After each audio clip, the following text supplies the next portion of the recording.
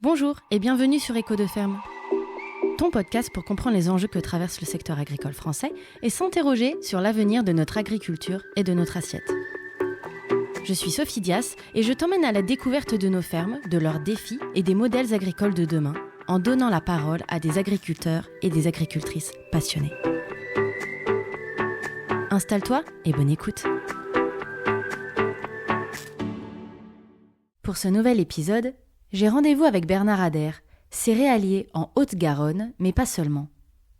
Il présente ses nombreuses casquettes dans l'enseignement et le lobbying, mais aussi la complémentarité de ses fonctions actuelles. Un parcours inspirant qui lui confère une vision systémique. Il explique toutes les méthodes de production qu'il expérimente sur sa ferme, son avis sur l'avenir de la filière céréalière et le fait d'être un bon agriculteur ou pas. À mon micro, il revient aussi sur les contestations agricoles de début 2024, avec le blocage de la A64 à Carbone, impulsé par Jérôme Bail. Il partage avec transparence son opinion sur le traitement médiatique, mais surtout politique, de cette crise agricole.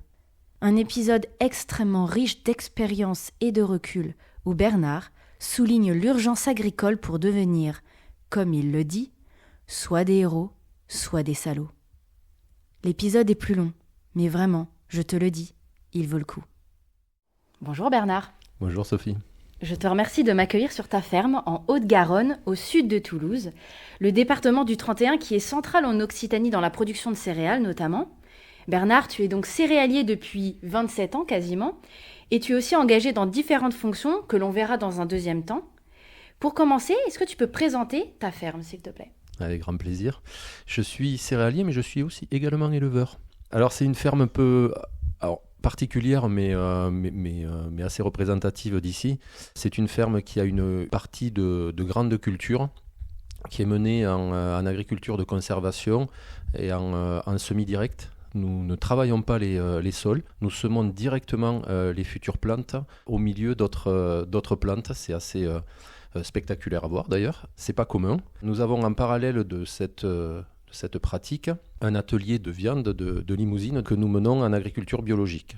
Et nous faisons également cette petite excentricité de faire de l'agriculture de conservation en agriculture biologique. On appelle ça de l'ABC, agriculture biologique de conservation, qui entre nous est un petit peu le Graal de ce qu'on peut faire, mais qui est également le plus compliqué à réaliser.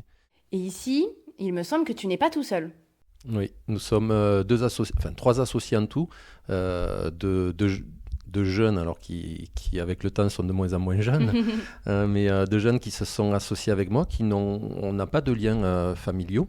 L'un s'est associé avec moi il y a à peu près une quinzaine d'années, puisque son rêve était de faire de l'agriculture, mais n'ayant pas une exploitation assez grande, on a fait le choix de s'associer. Et le second est arrivé il y a 6 ans, avec une fibre d'éleveur, et nous avions envie de muscler la partie élevage. C'est un petit jeune du village qui n'avait pas d'exploitation à date pour s'installer et qui t'a a rejoint. fait avec nous. Ici, le noyau de ta ferme, c'est avant tout une ferme familiale que tu as agrandie avec le temps. Donc tu es tombé dedans petit.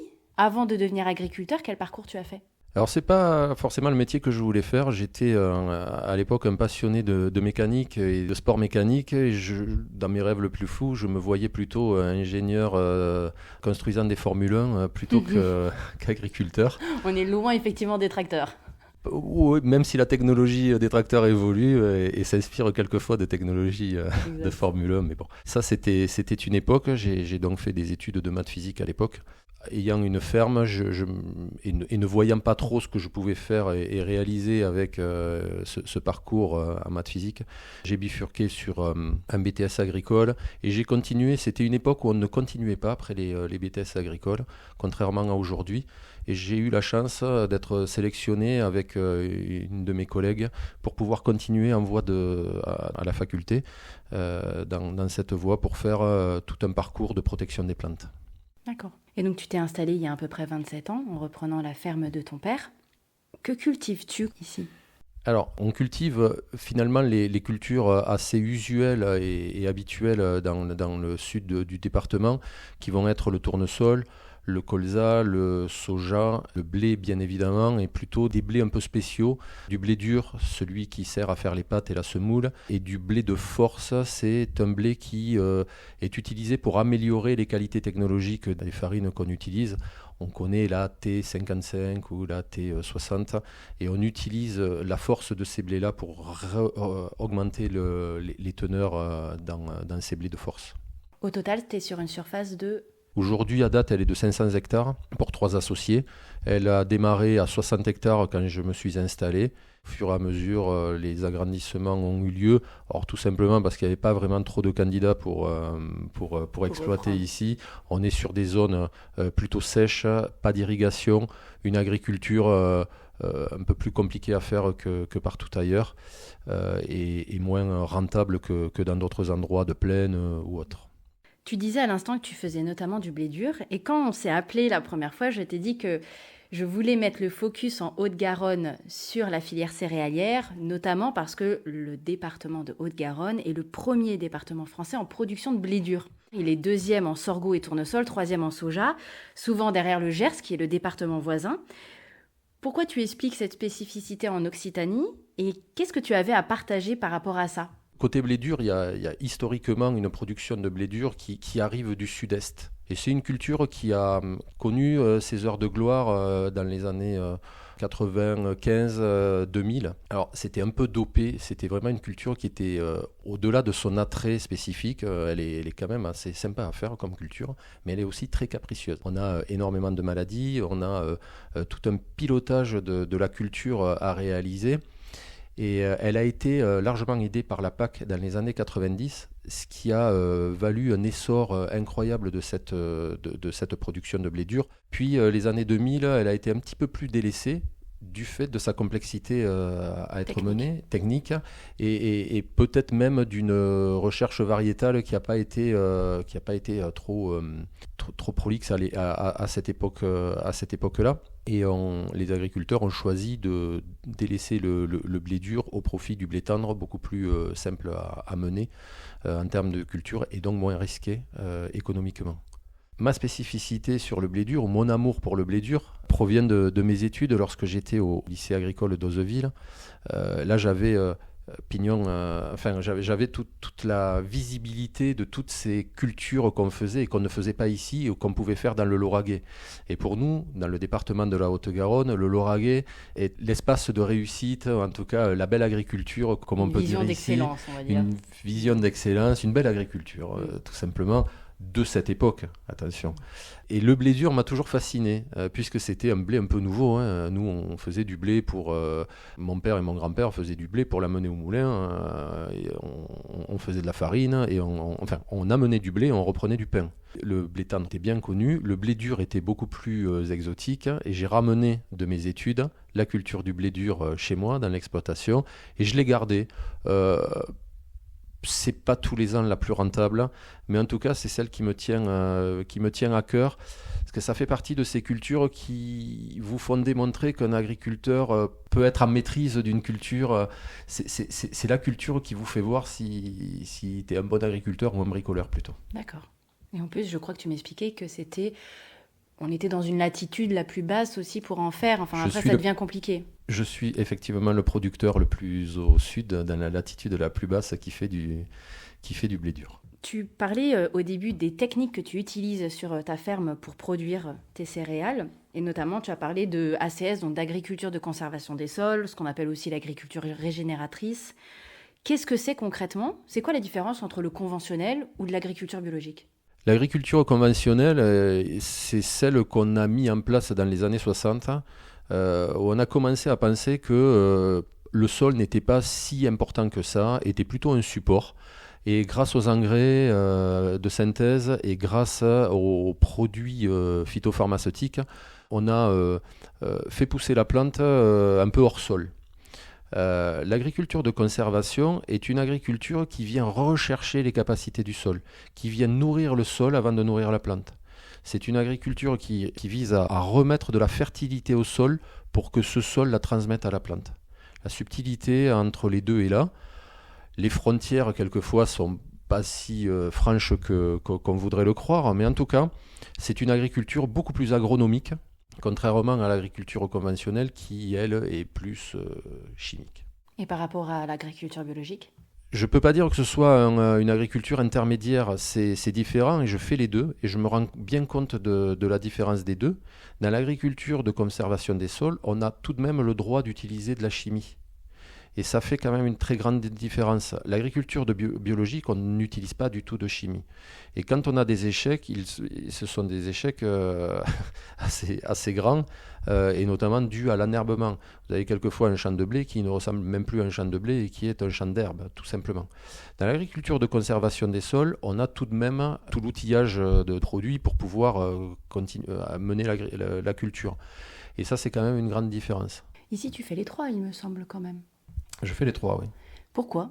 Tu as une partie en conventionnel, une partie du coup en agriculture régénératrice et une partie en agriculture biologique. Alors tout simplement parce que dans les autres vies que j'ai été vice-président d'un organisme qui s'appelle le COPA-COGECA, qui est la superstructure des coopératives agricoles au niveau européen. Et je voulais être un élu qui savait de quoi il parlait. Et très souvent, en tout cas dans les 10 dernières années, il y avait une énorme envie que de faire la grande promotion et de l'agriculture biologique et d'autres agricultures. Et je voulais vraiment savoir de quoi je parlais. Je voulais pouvoir témoigner des limites que ça avait. Je voulais pouvoir expliquer que c'est pas quelque chose qu'on peut faire comme ça, mais qu'il fallait accompagner ce mouvement de beaucoup de formations. Transition. Une transition. Et une transition, ça ne fait pas que se décréter. On peut mettre un temps zéro à une transition et lui demander de démarrer. Ceci dit, ça s'accompagne et de formation, et de compréhension, et de partage d'expérience. Et je voulais être un agriculteur décideur qui savait de quoi il parlait. Et donc la meilleure façon, c'est d'expérimenter sur ta ferme. Complètement. Bernard, avant d'aller découvrir tes autres casquettes et tes autres fonctions, on est au mois d'août, tu viens de finir la moisson, enfin le plus gros de la moisson. Ça a donné quoi pour toi ? C'est une année qui restera pas dans les annales, mais c'est une année qu'on va qualifier de correcte pour nous. On fait une année où on finit à 60 quintaux en blé pour un objectif de rendement qui était plutôt de 65 quintaux. Mais 60 quintaux et 65 quintaux, ça va pour nous, on est proche. Et notamment dans une configuration, on est passé à peu près par tous les états du blé avec trop d'eau à un moment donné, trop de sécheresse dans une autre partie du cycle. Donc pour nous, le rendement, on le qualifie de correct, d'autant plus que nous avons les qualités de blé qui vont avec. Un blé ne se résume pas qu'au rendement, et notamment dans ces blés dits panifiables supérieurs ou les blés améliorants. Pour les deux, hein, tout importe. Il y a une notion de quantité, bien sûr on fait un rendement, mais il y a une notion de qualité avec des taux de protéines qu'il est important d'atteindre. Le poids de chaque grain est important également dans les résultats. L'humidité bien sûr, et si on est en blé dur, on aura des notions de toxines, de mycotoxines qui peuvent être présentes dans le blé et bien sûr qu'on ne cherche pas à avoir. Alors après, il faut savoir, cette année en France, selon les premiers résultats qui sont sortis, c'est quand même assez récent, le ministère Agré soulignait qu'il n'y a jamais eu des rendements aussi bas depuis près de 40 ans. Donc c'est notamment lié à un climat très humide quasiment partout en France, ensuite un peu de sécheresse par endroits qui a créé une humidité importante et donc des maladies. Ça explique en partie la chute de ces rendements. C'est quoi les conséquences au niveau national, voire même au niveau européen ? Je crois que dans les derniers chiffres, 10 millions de tonnes de moins au niveau national, ça cause, c'est vraiment très important. À ce jour, il n'y a pas d'effet sur les prix, puisqu'on aurait pu imaginer que le prix du blé allait monter avec ce manque de production française. La France est un grand pays exportateur, mais n'est pas non plus toute la production européenne. Je pense que le marché est en train d'intégrer les productions sur les autres pays. Ceci étant, toutes ces tonnes qui n'ont pas été produites ne seront pas des tonnes qu'on va vendre avec la ferme France à l'exportation. On aura aussi quelques conséquences économiques sur la France et sur l'économie française de ce manque d'exportation. Bernard, tu l'as un petit peu mentionné depuis le début, tu as d'autres fonctions, d'autres casquettes. Tu as notamment été vice-président de la COPA-COGECA. Donc COPA-COGECA, je rappelle les initiales. Donc le comité des organisations professionnelles agri au niveau européen. Et COGEPA, la Confédération générale des coopératives agricoles. Qu'est-ce que c'est concrètement ?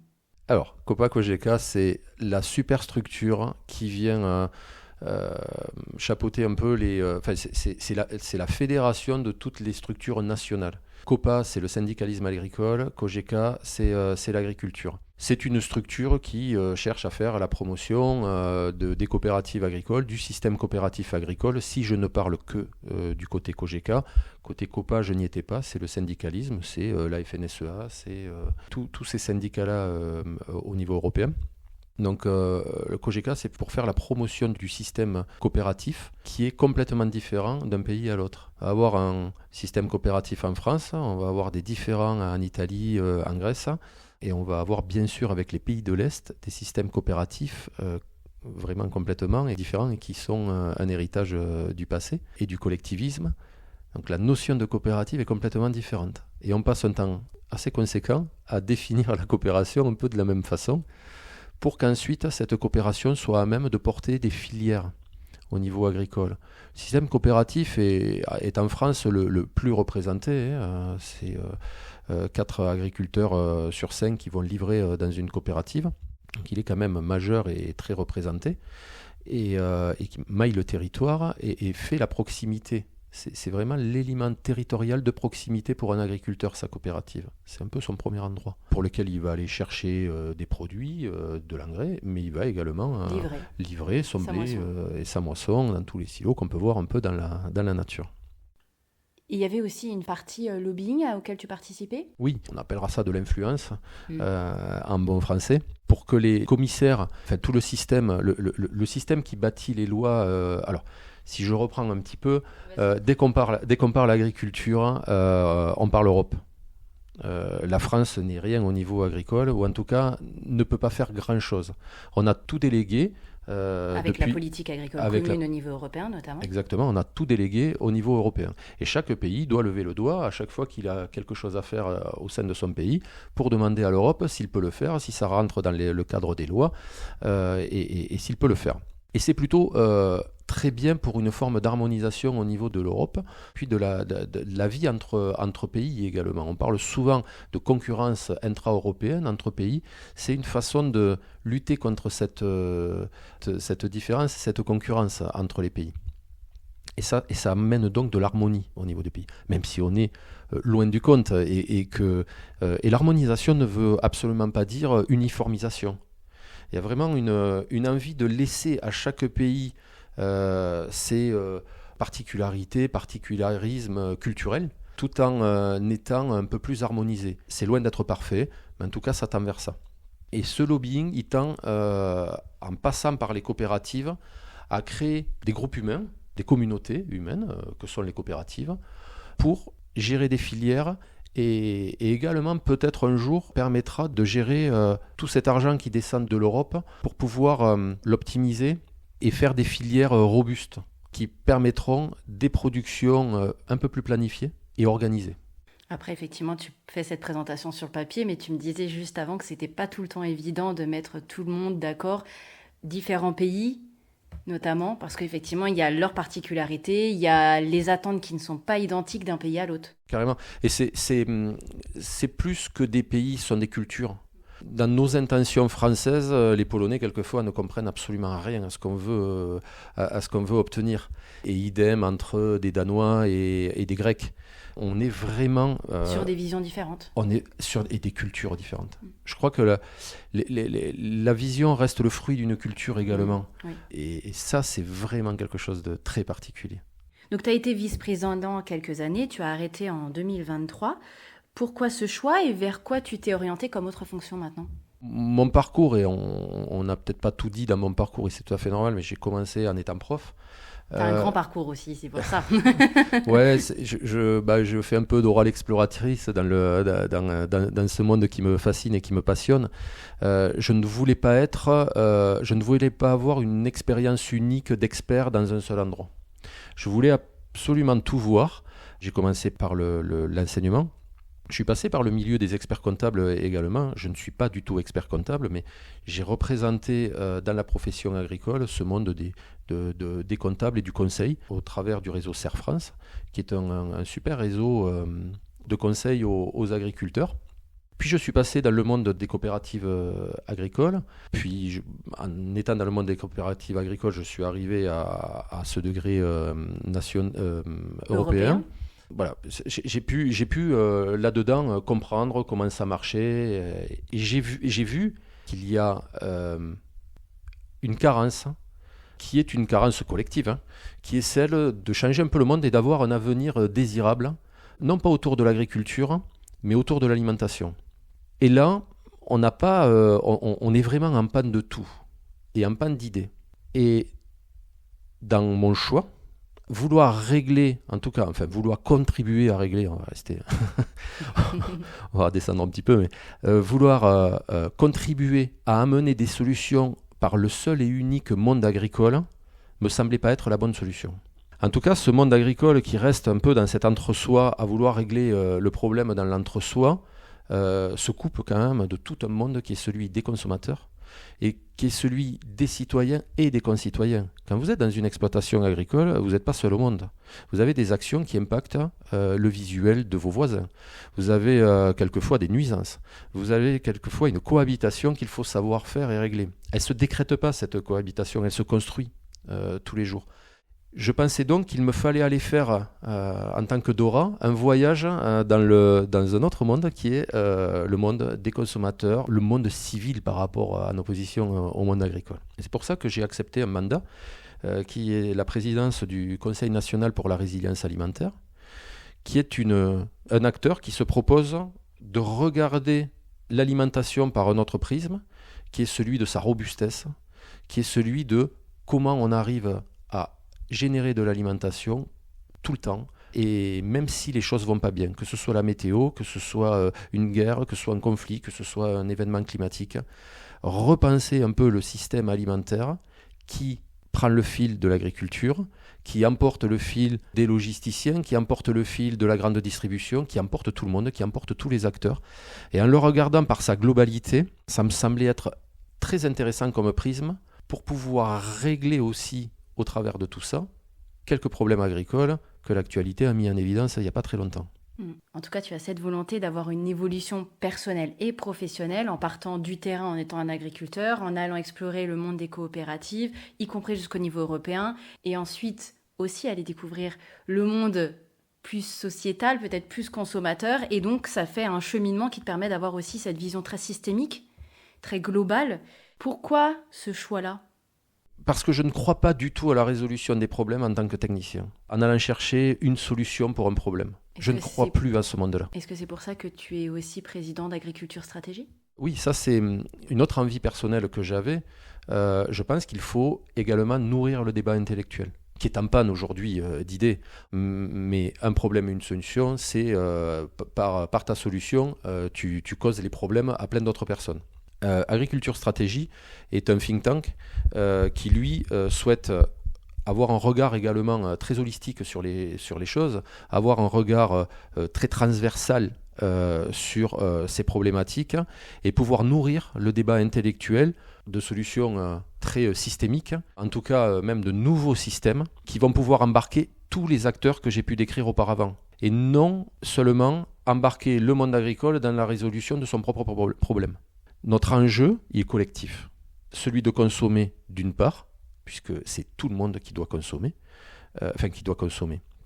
c'est tout le monde qui doit se nourrir. Je ne voudrais pas qu'on associe consommation, surconsommation. Tout le monde doit se nourrir, et le système aujourd'hui est un petit peu à bout de souffle. Non pas pour produire de la nourriture, mais en tout cas pour faire projet commun autour de cette nourriture, pour sortir de tous ces combats, de ces querelles de clochers. Toi t'es bio, toi t'es pas bio, toi t'es... Non, je crois qu'on est dans un pays où on a la liberté de consommer, de se nourrir, pour certaines personnes. Pour d'autres, on a la responsabilité de bien les nourrir. Je pense aux jeunes, je pense aux plus âgés. Je pense à toutes ces personnes qui ne sont pas en maîtrise de leur consommation. Et dans un pays moderne et civilisé, je crois qu'on porte la responsabilité de le faire le mieux possible pour ces personnes qui n'ont pas la latitude de le faire. Très clairement. On a donc un système à réformer, en tout cas à repenser. Ce système à repenser, Agriculture Stratégie, c'est la partie intellectuelle qui va réfléchir sur que proposer comme système nouveau. Et nous nous y employons. Le CNRA est très complémentaire de tout ça, puisque là, c'est la structure qui va pouvoir faire la promotion de systèmes d'alimentation et de robustesse autour des systèmes d'alimentation au travers des systèmes. Alors pour moi, personnellement, sortir du milieu très économique des coopératives agricoles pour aller dans un milieu beaucoup plus société et sociétal, qui l'un va produire de la production intellectuelle et l'autre va être, par le CNRA, va être dans embarquer des acteurs et des acteurs nouveaux. Si tu me posais la question de mon rêve le plus fou, ben ça serait que ce monde-là vienne tendre la main au monde agricole pour qu'un trait d'union se passe et que nous soyons un acteur de ce trait d'union entre un monde de la société et un monde agricole qui, ça me fait un petit peu de peine, mais ne se relient que quand ça ne va pas. Ces deux mondes doivent cohabiter et se relier, surtout quand ça va. En fait, si je résume ce que tu veux transmettre, c'est que la partie agricole tend la main au niveau consommateur pour pas traiter les sujets agricoles que avec une casquette d'agriculteur, mais plutôt avec une vision systémique et qu'au contraire, au niveau des consommateurs, qu'on aille regarder l'alimentation, mais l'alimentation, elle vient d'où ? De l'agriculture. Donc, c'est aussi interconnecté. Et donc, on ait vraiment cette vision pluridisciplinaire, on pourrait même dire. Et tu soulignais juste à l'instant le fait que très souvent, c'est quand ça va pas, on en parle. Alors, je vais rebondir sur une thématique d'actualité. On est au mois d'août, mais au mois de janvier, pas très loin d'ici, à peine 20 minutes de route, il y avait le blocage de Carbone qui a été très médiatisé sur la A64, notamment avec une figure de ce blocage-là qui était Jérôme Bail. Est-ce que tu y es passé ? Qu'est-ce que tu en as pensé ? Quel est ton retour sur cette situation qu'il y a eu au mois de janvier dernier ? Oui, complètement. Je m'y suis arrêté. Je n'ai pas été un bon élève et je n'ai pas été actif. Jérôme a été très, très actif avec deux de ses complices sur le point de blocage. A su amener une dynamique, a su amener l'émotion qu'il fallait pour faire focus sur ce mal-être agricole, sur ce malaise agricole à un moment donné. Là où j'étais un petit peu malheureux, c'est qu'on avait l'espace pour amener beaucoup plus loin cette action, pour en tout cas amener une réflexion. Mais je suis un petit peu les travaux que fait Jérôme. Je pense que c'est la dynamique qu'il souhaite apporter, c'est-à-dire de donner une continuité à tout ça et de donner beaucoup de discussions avec le reste de la société. Ce mal-être agricole n'est pas qu'un problème agricole. Il l'a amené médiatiquement sur la place médiatique. Et aujourd'hui, on doit s'en saisir et on doit continuer. Mais on doit s'associer tous et ne pas tomber dans la récupération de tout ça. Si on doit faire quelque chose, c'est ça. Et il y a des pans de compréhension qui seront très sociétaux. Il y aura des pans de compréhension dans cette problématique qui seront d'ordre technique et économique. Ça, on sait faire au niveau agricole. Il y aura des pans qui seront l'acceptabilité de l'agriculture dans notre société et des pratiques agricoles. Aujourd'hui, on peut comprendre que quand il y a une école, qu'on ne pulvérise pas des pesticides à côté d'une école, ça peut se comprendre intellectuellement. On n'a plus besoin de se rebeller face à ça. Mais collectivement, on doit trouver des solutions. On doit trouver des compromis. On doit trouver des consensus pour que des choses se passent. Non, je dirais plus compromis que consensus. On doit trouver une intelligence collective qui nous permet de ne pas s'affronter, mais au contraire de trouver logique, parce qu'on en aura parlé, des actions qui sont en train de se faire dans un territoire, et notamment au travers des pratiques agricoles. Tout n'est pas parfait dans ce qu'on fait, mais je pense que collectivement, et en créant ces espaces de discussion, on peut vraiment trouver une voie de discussion qui nous amènera ensuite peut-être à un grand débat agricole. Quelle est ton opinion sur comment cette crise de début d'année a été gérée politiquement ? Sans rentrer dans un grand débat, bien évidemment, mais si tu devais résumer ton ressenti, ce serait lequel ? Je crois que cette crise-là reflète quelque chose, c'est on sait apporter émotionnellement, on sait attirer l'attention. Voilà. On sait attirer l'attention, merci, du grand public émotionnellement. Ensuite, je crois qu'on ne peut pas s'arrêter à ça. Notre calendrier ne nous permet pas de nous arrêter à un traitement émotionnel de ces problématiques agricoles. On doit aller beaucoup plus loin. Et là, le milieu agricole a besoin d'élever son niveau de jeu.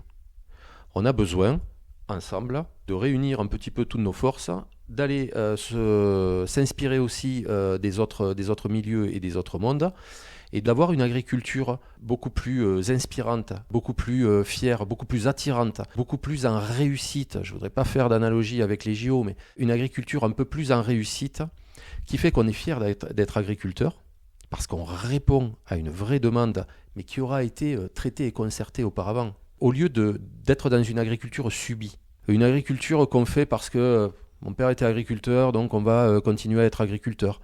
Ou par dogmatisme aussi. Deux extrêmes sont quand même... je me méfie un peu des deux extrêmes. Mais une agriculture inspirante. Et on a à la bâtir, cette agriculture inspirante. Et ce fichu point de blocage de la 64, et peut-être, je ne veux pas l'enterrer, mais et peut-être le point de départ d'un grand débat sur une agriculture inspirante. Enfin, sur une alimentation que l'on voudrait, qui donnerait lieu à une agriculture inspirante. Ça, j'y crois encore. Et sur la partie politique ? Et sur la partie politique, le problème du politique, c'est le temps politique. Le temps politique, qui est déjà très court en soi, comparé au temps agricole, qui est un temps long. Le temps politique est un temps très court, et si vous l'augmentez par l'effet réseaux sociaux, là, on est sur un temps ultra court de la demi-journée. Il est illusoire de bâtir une agriculture inspirante et une alimentation désirable avec un temps politique. Donc soit les politiques prennent leurs responsabilités, puisque c'est à eux qu'on leur donne la responsabilité, la prennent réellement et disent l'agriculture, l'alimentation, c'est autre chose. Et dans ces cas-là, on en fait un sujet de société, un sujet vraiment commun qui, lui, ne sera pas fracassé à chaque changement politique. Et aujourd'hui, ils interviennent très rapidement.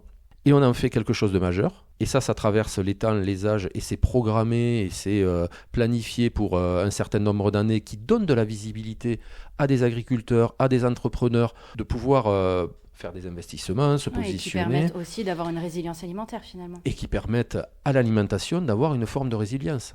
Aujourd'hui, il y a une statistique qui m'a choqué, c'est on est tous dans la volonté d'installer des maraîchers. La durée de vie de maraîchers, c'est 3 ans. C'est-à-dire qu'au bout de 3 ans, on s'arrête. Mais quand vous avez mis en face un programme avec une cantine locale pour s'approvisionner, pour se sourcer, et si au bout de 3 ans, le pauvre maraîcher arrête pour diverses raisons, ça ne marche pas. On a besoin de temps long, on a besoin de regarder le problème, non pas avec des pop-up qui vous disent tiens, voilà une idée, on va faire celle-là. En fait, tous ces pop-up sont coûteux, soit pour la société, soit pour les gens qui comptent dessus. On a donc besoin de revoir par l'alimentation, cette agriculture, pour que notre système alimentaire soit désirable et que notre agriculture soit inspirante. Bernard, je vais juste reterminer par une ou deux questions autour du sujet des céréales. Pour revenir sur cette casquette que tu as, qu'est-ce que tu penses de l'avenir de la filière céréalière française ? Alors, parlons déjà de ce qu'elle est. La filière céréalière française est une très belle filière, qui fonctionne, qui est bien établie. Pour que tout le monde comprenne, on est quand même sur de la filière de volume, qui embarque de la qualité, mais on est avant tout sur une filière de volume. Quand on fait un silo pour stocker, un port pour alloter et exporter, celle-ci est là et bien établie. Pour le futur, elle a bien sûr des enjeux à relever, et je crois qu'ils sont bien identifiés, et je crois qu'elle les assume complètement. Il y a l'organisation des producteurs et de la production, qui reste un enjeu. S'il n'y a pas de producteurs, il n'y a plus de filière, c'est logique. Mais c'est une filière qui est plutôt prisée et plutôt bien organisée. Elle a des enjeux de production à mener. Elle a réussi les 50 dernières années à augmenter sa production en termes de quantité. Aujourd'hui, elle a besoin d'en faire tout autant, mais mieux, avec d'autres systèmes de production, d'autres techniques de production, dont celle que nous avons évoquée, qui est celle de l'agriculture de conservation des sols, de l'agroécologie, de l'agriculture biologique que je mets dans la même filière, pour se passer de plus en plus de pesticides et d'éléments de synthèse. Clairement, je crois que plus personne n'en veut, mais les agriculteurs en premier n'en veulent pas. Et là, c'est une filière, elle, qui, me semble-t-il, va se technologiser énormément. c'est une filière dans laquelle on va voir beaucoup de technologies s'inviter, que ce soit des drones pour faire du repérage de mauvaises herbes, que ce soit des pulvées qui vont mettre juste la bonne dose sur la bonne plante, que ce soit des surveillances par les satellites, que ce soit... Il y a beaucoup d'innovations. Oui, que ce soit l'application d'engrais vraiment là où il faut, quand il faut. Il y a beaucoup d'innovations. Donc ça, on est sur une filière qui a vécu toute l'augmentation quantitative pour passer maintenant à une optimisation qualitative. Et avec des enjeux, de très gros enjeux derrière. Bernard, être céréalier en 2024, ça veut dire quoi? Ça ressemble à quoi? Être céréalier en 2024, mais j'ai envie de n'engager que moi dans ce que je dis, c'est redevenir agronome beaucoup plus qu'applicateur. Vraiment comprendre et recomprendre les cycles biologiques, recomprendre la vie dans le sol, recomprendre la vie de sa parcelle et tout son environnement. C'est ne plus, en tout cas, ça serait ne plus raisonner sa culture comme une espèce de production unique fait sur un substrat neutre, comme j'ai pu l'apprendre moi dans mes études. On me disait la terre tu t'en fiches, l'important c'est ce que tu vas mettre, ça va pousser avec ça, et voilà. Là, être en 2024, c'est redevenir un agronome, c'est redevenir quelqu'un qui comprend les cycles, c'est redevenir quelqu'un qui comprend les bioagressions également. C'est quelqu'un qui s'épouvante pas non plus parce que quelquefois il y a 3 pieds de folle avoine et c'est pas joli, mais c'est pas grave non plus. C'est pas forcément sortir le pulvé tout le temps. C'est arriver à comprendre toutes ces dynamiques qui font qu'on est beaucoup plus en maîtrise qu'un applicateur qui va aller mettre des produits parce qu'on lui a dit de mettre des produits. Bernard, si tu avais un seul message à transmettre, quel écho voudrais-tu envoyer aux auditeurs? J'en ai plusieurs, mais je vais essayer de les résumer dans une petite synthèse. Déjà, le métier d'agriculteur, c'est vraiment un métier de vaillant. Si on n'a pas cette capacité-là au début, moi je suis de la génération où on nous a fait croire qu'avec un ordinateur on allait tout gérer, en étant un bon comptable on allait tout gérer. Non, ça reste avant tout un métier de vaillant. Une vache, quand elle vèle et que ça se passe mal, il faut y aller. Ça ne se règle pas depuis un ordinateur ou une caméra. Donc il faut se lever à 3h du matin, il faut y aller. Déjà, ça c'est un peu la base. Quand quelquefois vous êtes céréalier et que c'est dimanche et qu'il fait bon et que le lundi on a de la pluie, le dimanche on va le passer à faire des activités sur le terrain, et quelquefois la famille un peu empathie. Il faut le savoir. On a fait un peu rêver des générations en pensant que c'est un métier qui pouvait se normaliser, être un peu comme tous les autres. Certaines parties oui, mais pas tout. C'est aussi un métier un peu passion, qu'on ne fait pas comme les autres, enfin si, probablement comme d'autres métiers, mais en tout cas... C'est un métier qui est lié au vivant et qui du coup il faut savoir s'adapter. Et il faut savoir s'adapter à ce vivant, exactement. C'est une profession qui peut, en tout cas c'est un métier où on peut être ou des héros ou des salauds. Et je veux mettre en perspective l'enjeu commun que nous avons tous, qui est d'être à la neutralité carbone en 2050. Et cette neutralité carbone en 2050, elle appartient pour partie aux agriculteurs, mais pour grande partie aux décideurs qui englobent le monde agricole. 2050, c'est tout près. Ça veut dire qu'en 2030, dans 6 ans, il faut qu'on ait mis en place des actions pour que les effets soient mesurables en 2050. Dans ces 6 ans, si on n'a pas pris les bonnes décisions, on passe dans le camp des salauds. Dans ces 6 ans, si on a pris les bonnes décisions, on passe dans le camp des héros. Et des super-héros, si en plus de notre part contribution à la neutralité carbone dans le milieu agricole, nous arrivons à faire, nous faisons en plus une partie pour des secteurs d'activité qui auraient été mal identifiés ou qui n'auraient pas pu faire le job parce qu'on ne sera pas tous à la même dynamique. 6 ans pour être des héros, 6 ans pour être des salauds. Merci Bernard pour ton accueil et surtout la transparence de tes réponses. Et je te dis à bientôt. Merci Sophie, c'était un vrai plaisir. J'espère que tu auras trouvé de la valeur dans cet épisode et matière à réflexion pour ton prochain débat à table. Un immense merci pour ton écoute. N'oublie pas de me laisser un avis et de partager mon podcast pour me soutenir. Je compte sur toi et je te dis à bientôt pour un nouvel épisode sur Écho de ferme.